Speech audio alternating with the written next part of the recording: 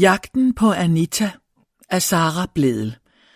Udgivet af Politikens Forlag og indlæst af Githa Lehrmann for JP Politikens Forlag i 2025. Der er tragedier, hvor det er svært at forestille sig, at et enkelt menneske kan rumme så meget ondskab, blot for at skade en person, der engang var elsket. Men det kan det. Ondskaben kan sætte sig så fast, at den aldrig slipper sit greb, og tragedien bliver et varigt men, man er tvunget til at leve videre med. Prolog. Efterfølgende skulle det vise sig, at ingen havde bemærket bilen, da denne tidlige søndag morgen kørte ud af den ujævne grusvej. Den knasende lyd fra hjulene forsvandt i den tætte morgendis, som lå lavt over skovbunden. Bilen snodede sig gennem det sidste skovstykke ned mod Arresø og den lille bådebro, hvor enkelte private joller lå fortøjet og duede dovent i vandet. Der var heller ingen, der havde set manden og de to små børn, der med tæpper, termokande og piknikkurv forlod bilen på den lille parkeringsplads ved søen og gik i retning mod den røde jolle, der lå som den yderste af de 5 små både. "Jeg vil hjem til mor", sagde den yngste modvilligt og skuttede sig, mens han stoppede op og slog armene om sig selv. Hans mørke hår var ulet, og søvnen sad stadig i ham. "Kom", kaldte hans far opmuntrende og rakte hånden ud mod sin søn. Tøvende fulgte den lille med ud på den smalle træbro. Manden tog tæppet fra drengen og rakte ham sin hånd, og sammen gik de det sidste stykke ud mod jollen, hvor drengens 4-årige storebror allerede var ved at klatre ned i båden. Morgensolen kastede et sløret gyldent skær over søens overflade. Et øjeblik standsede manden op på broen. Han klemte sønnens hånd og tog synet ind. Han fornemmede en let fugt mod sine kinder og lukkede øjnene. Han slap drengens hånd og trak vejret dybt ind. Den kolde luft stak i lungerne, og smerten var næsten befriende. Et kort øjeblik vaklede han. Så åbnede han øjnene og lod blikket glide ud over den disede horisont, inden han steg ned i jollen og løftede sin 2-årige søn ombord. Så tog han kurven, tæpperne og termokanden og placerede det hele under bænken forrest i jollen. Da jollen var pakket, lod han den ældste tage den lille dunk med benzin og betragtede ham, da han langsomt og meget koncentreret hældte den skvulpende væske i tanken. Mens lugten af benzin bredte sig i den fugtige morgenluft, fandt han kopperne frem fra piknikkurven og rakte ud efter termokanden med den varme kakao. Han lod blikket hvile på sine 2 små sønner, mens de sad med hver deres dampende kop mellem hænderne. Han lod dem drikke færdig, inden han startede bådens påhængsmotor og smilende bekendtgjorde, at nu skulle de på eventyr. Det var ikke meget, han havde fået sovet. Timerne havde ædt natten, mens han sad i stolen og lyttede til de 2 drenges næsten uhørlige vejrtrækning. Beslutningen var truffet, selvom han flere gange var ved at fortryde, men så gjorde verden ham igen sort indeni. Langsomt gled den lille jolle væk fra bådebroen. Morgenen var kold og stille, og solen kæmpede stadig med at bryde gennem disen. Kort overvejede han, om han skulle holde sig tæt ved bredden eller sejle ud mod midten af søen. Den ældste bad om mere af den varme kakao. Faren satte farten på båden ned og hældte op igen til dem begge.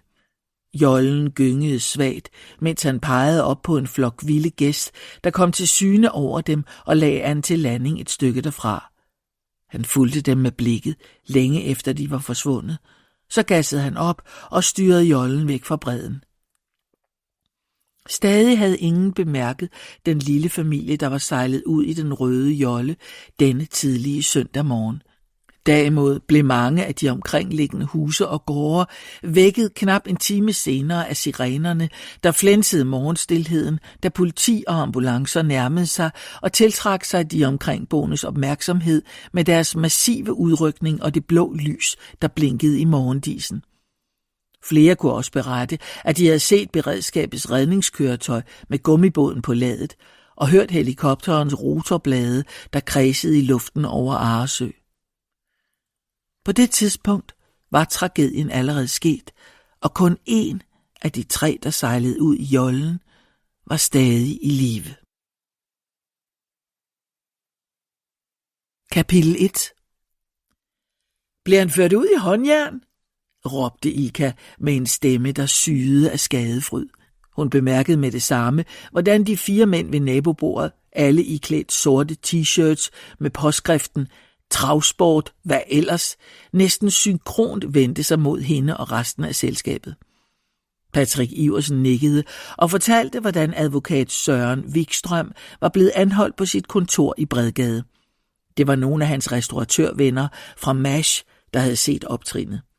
Ilka kunne stadig mærke, hvordan sorgen stak i hende, når hun tænkte på Christian Ramsing, som hun knap nåede at kende, men alligevel følte sig forbundet med. Til dels fordi de begge blev snydt og bedraget af den samme svindler, der var lykkedes med at franarre dem enorme summer, men i højere grad, fordi hun og Christian nåede at få noget sammen, der kunne være endt i noget så uvandt for hende som et regulært kæresteforhold. Men så langt nåede de ikke, for Christian blev dræbt af en kugle fra et jagtgevær, affyret af advokat Wikstrøm, der desperat forsøgte at skjule for sin klient, at han spillede på 2 heste i overført betydning. Søren Wikstrøm viste sig at være en del af det store internationale svindelsetup, samtidig med, at han udgav sig for at kæmpe Christian Ramsings kamp for at finde frem til bagmændene bag den omfattende millionsvindel. Eller i det her tilfælde bagkvinden. Røvhul, sagde Charles og skænkede mere vin op til Bente Hertoft. Gamle vinhandler havde indirekte bidraget til at fælde advokaten gennem sine indflydelsesrige kontakter i den nigerianske vinbranche. Tak, sagde Ilka mere afdæmpet til Patrick Iversen, den hertebrede og rockerlignende restauratør, som hun havde arbejdet for i næsten et halvt år, inden han kylede hende ud på røv og albuer med beskyldninger om, at hun havde stjålet af kassen, selvom hun udtrykkeligt havde forklaret, at der blot var tale om et lån. Alt det var fortid. De var forsonet, og hendes hengivenhed over for ham var indimellem ved at kamme over, men hun ville til evig tid være taknemmelig for, at han havde fundet svindlerne i Nigeria og vristet hendes penge fri, efter de havde solgt hende en travhest, der ikke fandtes. Så er det nu, sagde John, hendes afdøde ægtemands bedste ven. Ilkas kompas i livet, nu hvor Flemming ikke længere fandtes, rejste sig og gik hen til det store glasparti, der vendte ud mod travbanen. Hvad nummer har han? Han starter med nummer 17, sagde Ilka og røg op af stolen. Hun havde lovet sig selv ikke at spille. Alligevel havde hun downloadet appen og skød lynhurtigt 100 kroner ind på First Money Day, der netop var kommet frem på banen og var på vej hen mod startfeltet med kusken klædt i grønt. Over højtalerne i travbanens restaurant blev løbet annonceret. De startende heste præsenteret, og sponsoren fik også et hæb med på vejen. I samme øjeblik forvandlede stemningen sig. Der opstod en forventningsfuld summen omkring bordene. Lyden af bestik mod tallerkener forstummede, og Ilka opfangede det sædvanlige mix af håb og en smule desperation i stemmerne, der varede for og imod favoritternes chancer. Charles var stadig mere optaget af Bente Hertoft og duften fra de varme fiskefiléer, der bredte sig, da et smørbrødsfad i det samme blev stillet på bordet. Ilka var fulgt efter hen til glaspartiet og lænede et øjeblik panden mod ruden for at komme helt tæt på. Hun kunne mærke varmen fra Patrick Iversens krop, da han kom hen og stillede sig lige bag hende, men hun fornemmede også med det samme Johns skarpe blik. John var politimand og brød sig hverken om Patrick Iversen eller hans omgangskreds, der konstant befandt sig i politiets søgelys. Men lige nu ignorerede hun ham, og ikke mindst det blik, han sendte hende, da hun lænede sig en smule tilbage og mærkede Patrick Iversens brystkasse mod sin ryg. Så gik løbet i gang. Råb bredte sig omkring hende. Stoleben skurrede mod gulvet, og pludselig var der trængsel ved glaspartiet, mens varmen bredte sig mellem de anspændte tilskuere, der alle havde øjnene rettet mod banen, opslugt af lyden fra hestenes hove, der ramte jorden i en taktfast rytme, da de passerede, og intensiteten steg. Kom så, råbte Ilka, da First Money Day trak frem og lå midt i feltet. Hun holdt vejret og knyttede hænderne, da han satte farten op. Hans lange, kraftfulde skridt åd sig frem, og med kun få meter til mål lå han side om side med favoritten. Yes! Skreg hun og vendte sig om i favnen på Patrick Iversen, da First Money Day høvlede i mål som den første, og kusken rakte en knytnæve i vejret. Det var ikke meget, First Money Day havde vundet tidligere. Han var lidt af en outsider, men First var hendes hest, eller i hvert fald var en lille bitte del af ham hendes, og i dag, mens de alle sammen så det, vandt han. For et ret beskedent beløb havde Ilka købt 1 ud af 70 anparter. Og det smagte også lidt af fugl, når man nu drømte om at eje en travhest, havde hun forklaret John, da han indtrængende forsøgte at tale hende fra nogensinde at involvere sig i travsport igen. Jeg vandt, triumferede hun, da hun kom tilbage til bordet og viftede med sin mobil, hvor gevinsten allerede var synlig i appen. 1.265 kroner. Det var det øjeblik, hun elskede allermest. Det farlige øjeblik, hvor succes og adrenalin rullede i blodet. Det forløsende øjeblik. Lyden af jubel og skuffede suk. Latter og klirrende glas. At stå der midt i atmosfæren af spænding og samvær. Det drug havde hun været afhængig af, siden hun som barn kom på travbanen sammen med sin far. Og det var det drug, der var allermest farligt for hende. Men i dag var det gået godt. Hun havde vundet, og glæden rullede i hende. Et par sekunder senere var magien brudt. Det var overstået. Lyden af bestik var tilbage, snakken gik, og stemningen var igen afslappet. Indtil næste løb. Bente Hertoft nikkede anerkendende og vinkede hende hen, mens hun bad Charles rykke lidt, så Ilka kunne trække sin stol med. Har du hørt, at Lukas er gået i gang med at etablere en travstald nede på Bydeholm? Spurgte hun og så afventende på Ilka, som om det var noget, hun havde glædet sig til at indvie hende i. Ilka var stadig høj over sin sejr og ville egentlig hellere hen til Patrick Iversen, der netop havde taget imod endnu et smørbrødsfad. Men nu gav det et ryg i hende. Hun slap ham med blikket og rettede hele sit fokus mod Bender. Det havde taget lidt tid for hende at vende sig til at kalde den elegante enke i kashmir og silke for Bender. Men Bente Hertoft holdt fast i, at hun hed Bender blandt venner. Nej, sagde Ilka og lænede sig instinktivt lidt frem. Det har jeg ikke hørt. Hun var klar over, at Christian Ramsings yngste bror og søsteren havde overtaget Bydeholm gods efter Christians død. Der havde været lidt usikkerhed, efter at Asger, den fjerde af søskendeflokken, var blevet løsladt fra fængslet, efter at have været sigtet for drabet på Christian. Men alle sigtelser var frafaldet, da sandheden om advokat Wikstrøm kom frem. Stallene er der jo, fortsatte Bender, og han har lige ansat en træner, der flytter derned. Det er en, han har snuppet fra Sten Juhl, og han har vist planer om at ansætte flere.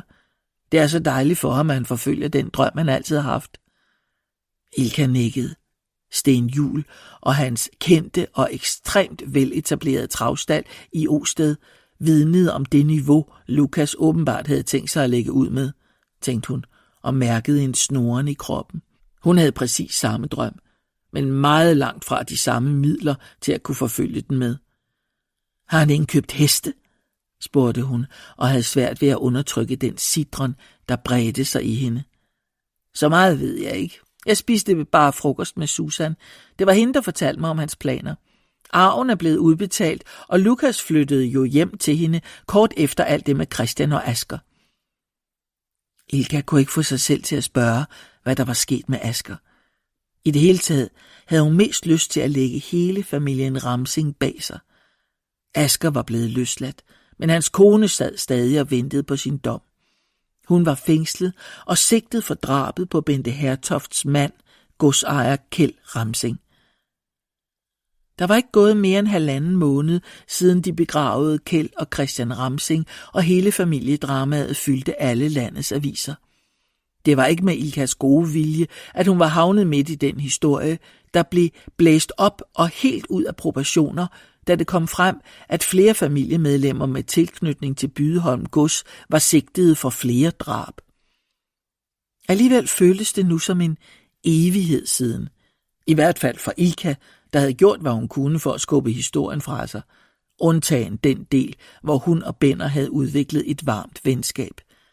Men nu var hendes interesse for Bydeholm alligevel vakt igen, og hun fornemmede tydeligt, hvordan de 300.000 kroner, som Patrick Iversen havde skaffet tilbage på hendes bankkonto, pludselig begyndte at røre på sig. Tror du, jeg kan være med? Spurgte hun og lænede sig endnu tættere ind mod Benner, så de andre omkring bordet ikke hørte hende, hvilket der ikke var stor fare for, da smørbrødsfadet netop var på vej rundt. Du kan da tale med ham. I kom jo godt ud af det med hinanden, sagde Benner og tog imod fadet. Et øjeblik sad hun og lod blikket glide frem og tilbage mellem roastbeefen og en dyrlægens natmad, men inden hun besluttede sig, havde Ilka rejst sig og var på vej ud mod toiletterne i fuld fart med at skrive en sms til Christians lillebror Lukas.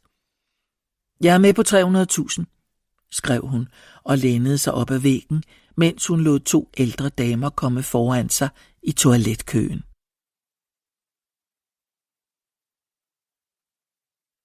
Kapitel 2. Reersø, Nordvestsjælland. Regnen faldt let på politibilens forrude, da de nærmede sig sommerhuset på Duevej.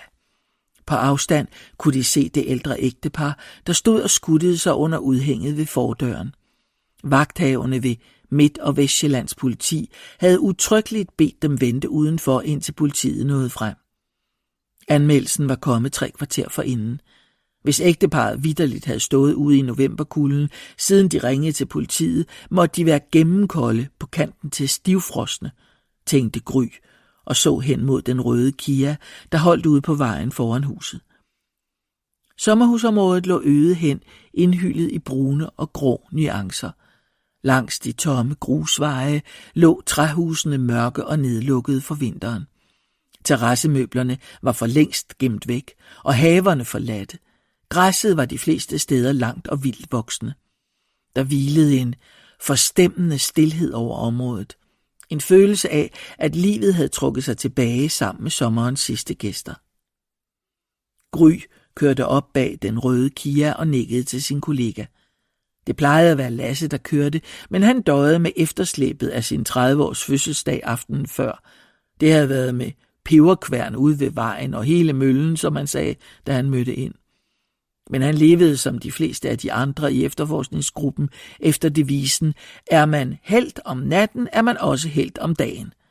Så nu gik han med blodskudte øjne og et påtaget smil hen mod ægteparret, der chokeret havde ringet og anmeldt, at der lå en død mand i deres sommerhus.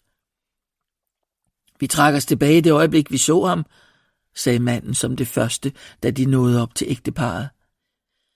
Vi er bange for, at det kan være vores lejer, der ligger derinde, sagde kvinden med tynd stemme. Det var tydeligt, at hun var stærkt chokeret, mens hendes mand lod til at være mere opsat på at få lidt ros, fordi de havde fulgt vagthavernes anvisning om at vente udenfor. Nu slog han hænderne sammen og spurgte, om de skulle gå ind. Vi må bede at vente her, sagde Gry. Altså, vi har jo ikke rigtig haft noget med ham at gøre, så det er ikke meget, vi kan bidrage med, fik kvinden sagt og fortalte, at sommerhuset havde været udlejet de sidste 4 år. Eller er det 5? Spurgte hun og vendte sig mod sin mand. 4, svarede han uden at tøve.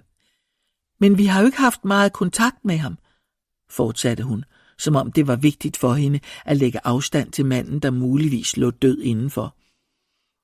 Men hvis der har været noget, der skulle ordnes på huset, må han selv have klaret det, for vi er aldrig blevet bedt om at dække omkostninger. Egentlig kørte vi jo bare herned, fordi vi ikke har kunnet komme i kontakt med ham. Han har altid været en god og ordentlig lejer, men nu er det sådan, at vores datter venter sit første barn, og hun vil gerne gøre brug af sommerhuset, så vi ville opsige lejemålet. Men da vi, som min mand siger, ikke kunne komme i kontakt med ham, besluttede vi at køre ned for at se, om han var her. Vi havde tænkt at efterlade et besked om, at han skulle kontakte os, tilføjede manden, hvis han ikke var hjemme. Ved I, at det er jeres lejer, der ligger død derinde? Spurgte Gry og registrerede det blik, kvinden sendte sin mand, inden hun usikkert rystede på hovedet. Ikke med sikkerhed, sagde hun så og trådte lidt tilbage, som om ubehaget på ny ramte hende. Det er min opfattelse, at personen derinde nok har ligget der et stykke tid, uddybede manden og nikkede hen mod døren. Der er jo også lugten, men som sagt, så trak vi os tilbage, da vi fik øje på ham. Huslejen blev bare overført, så han kan vel godt have ligget død i længere tid, sagde kvinden undskyldende, som om de burde have opdaget dødsfaldet. Hvor ensomt, tilføjede hun stille. Gry takkede dem og trådte hen mod døren, mens hun trak sine blå latexhandsker på. Lasse var om muligt blevet endnu mere bleg.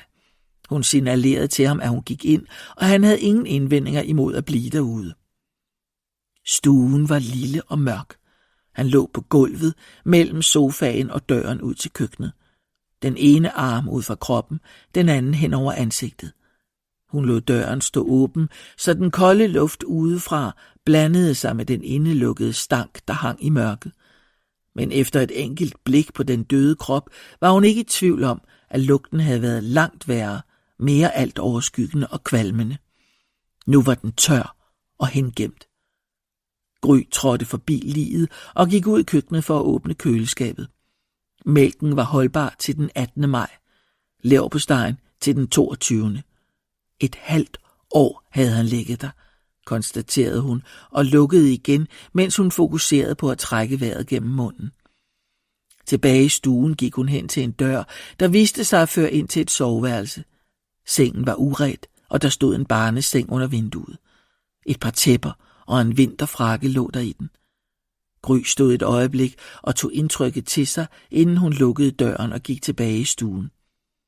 Det berørte hende dybt, hver gang hun kom ud til en dødfunden, som hverken pårørende eller vennekreds tilsyneladende havde savnet. Et halvt år var længe at ligge, uden nogen undrede sig over fraværet. Ensomhed og død var en kombination, hun aldrig selv ønskede at ende i. Gry bøjede sig over liget. Insekterne havde for længst forladt resterne af den døde krop. Hun betragtede de efterladte insektskaller og de få døde larver, der lå tilbage. Det mørke hår lå stadig hen over kraniet, mens resten af kroppen var stærkt nedbrudt, nærmest skeletteret med flere rester af mumificering. Tøjet derimod var næsten intakt, selvom der var tydelige spor, hvor ligvæsken havde nedbrudt fibrene og efterladt mørke aftegninger på gulvet. Ubehaget fik overtaget, og i 2 lange skridt var hun henne ved døren. Det er slemt, sagde hun, da Lasse trådte frem mod hende. Hun stod et øjeblik og så ud mod den røde Kia, mens hun overvejede, om hun burde arrangere en krisepsykolog til de 2, der sad i den. For at fortsætte med at lytte til denne lydbog gratis, klik på linket i beskrivelsen,